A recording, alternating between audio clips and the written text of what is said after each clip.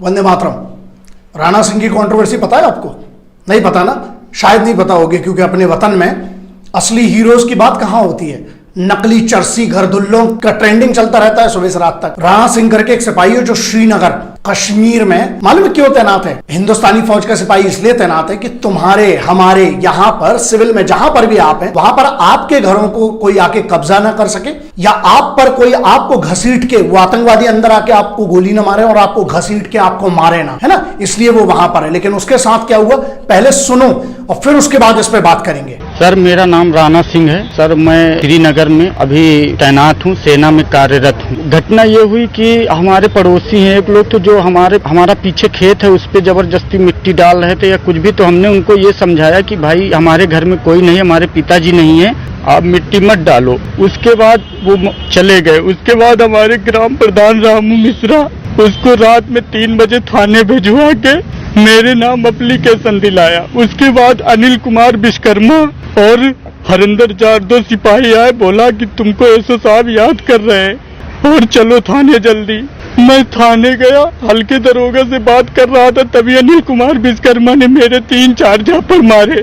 उसके बाद मुझे बैठा के बोला इसका 151 में चालान करो। किसी तरह वहां से निकलने के लिए मैंने हाथ पैर जोड़ के सुलह सपाटा कराया और जो विपक्षी पार्टी थी उनके सामने मुझे मार के भगा दिया, बोला तुम जाओ। सुलहनामा पे मैंने साइन किया, सब कुछ मैंने किया।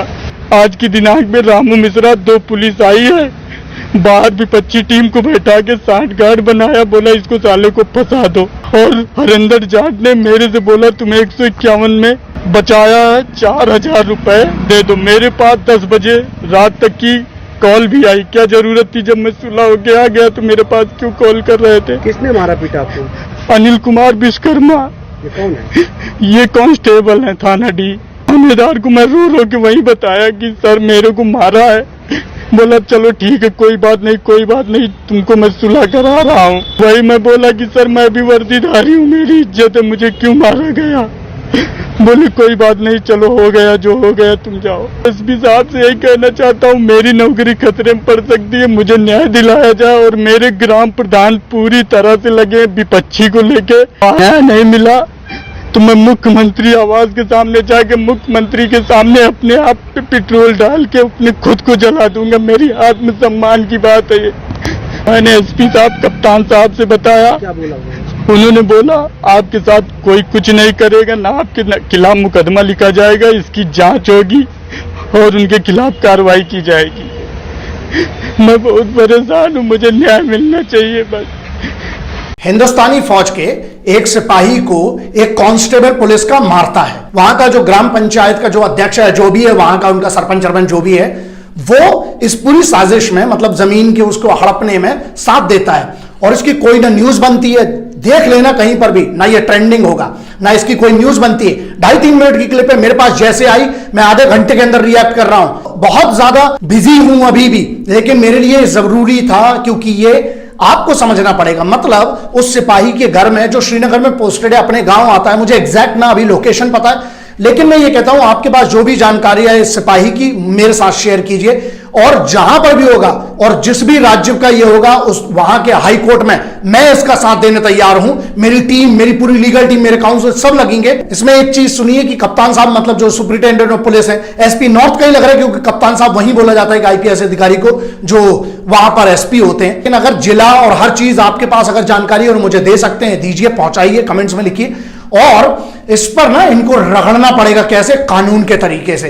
आप वर्दी पहन के, वर्दीधारी हो, सड़के पे हाथ चला रहे हो, उसके बाद कोई, यहां सब जिम्मेदार हैं। आप ये सोचिए कि आप लाखों चीजें फॉरवर्ड करते हैं।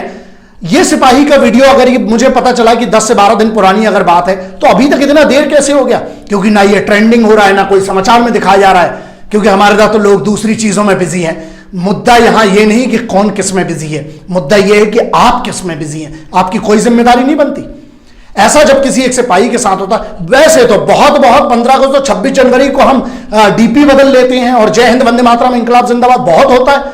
अब क्या नहीं, अगर आप सबको लगता है कि कोई भी सिपाही का अपमान नहीं होना चाहिए, तो यह आपकी और मेरी और सबकी जिम्मेदारी है जो इस वतन को सुरक्षित देखना चाहते हैं, बेहतर देखना चाहते हैं। वो वहां सिपाही जो है वो बॉर्डर पे रक्षा किस लिए कर रहा है? इसलिए कि जब वो अपने गांव आए उसके ऊपर एक कांस्टेबल उसको मारे और वहां के गांव का सरपंच एक षड्यंत्र रखे जहां उसकी जमीन, वो तुम्हारी हमारी जमीन वहां पर इस भारत माता की रक्षा करने, उसके साथ ये दुराचार होता है और सब चुप रहते हैं। ध्यान रखना, अगर ये सिपाही के साथ उसके घर में, उसके जमीन के खेत में ये हो रहा है, तो जब तुम्हारे ऊपर होगा या तुम्हारे घर या तुम्हारे साथ वाले के ऊपर होगा तो फिर रोना मत, क्योंकि आज तुम चुप हो।